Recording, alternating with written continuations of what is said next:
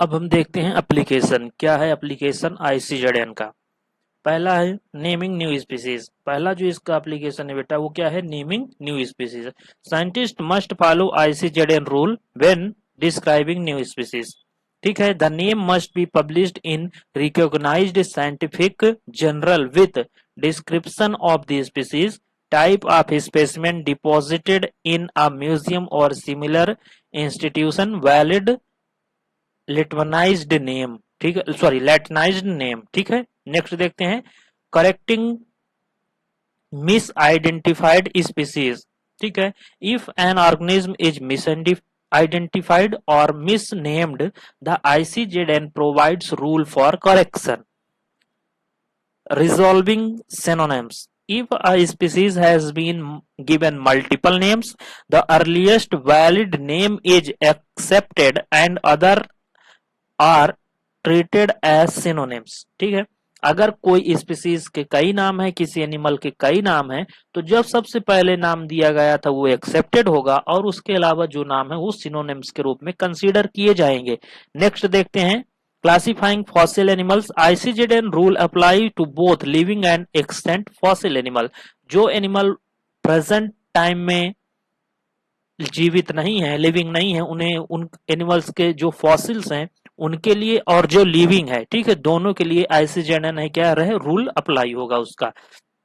Next देखते हैं maintaining name stability. The ICZN commission has issue ruling to conserve और suppresses name to maintain stability. Example देखते हैं इसका। Felis leo was the original name for the lion. ठीक है, later Panthera leo become the accepted name.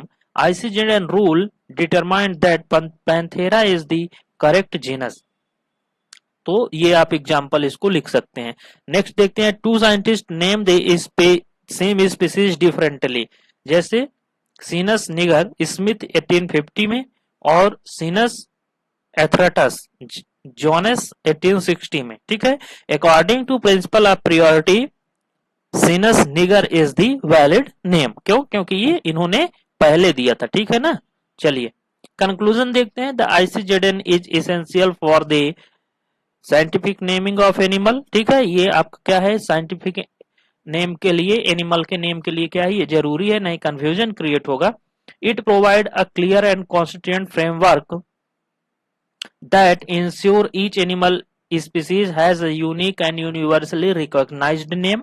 Next देखते हैं its application is crucial in taxonomy, biodiversity studies and scientific communication. ठीक है ना, चलिए ये एक टेबल के थ्रू हमने आपको बताने की कोशिश की है कि क्या क्या है, कैसे कैसे है ना। जैसे standardisation of name provides a universal system for naming animal species, binomial nomenclature, principle of priority, typification, synonym resolution, homonymy control, fossil naming, correcting errors, stability of name, scientific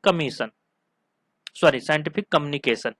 तो ये चीजें हैं, इसको आप देख लीजिएगा। ये चार्ट आप बना सकते हैं, जो टेबल है ये आप बना सकते हैं, ठीक है, एग्जाम में अपने।